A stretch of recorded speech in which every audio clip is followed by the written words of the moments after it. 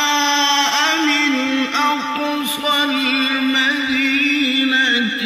رجل يسعى قال يا قوم اتبعوا المرسلين اتبعوا من لا يسألكم أجرا وهم مهتدون وما لي لا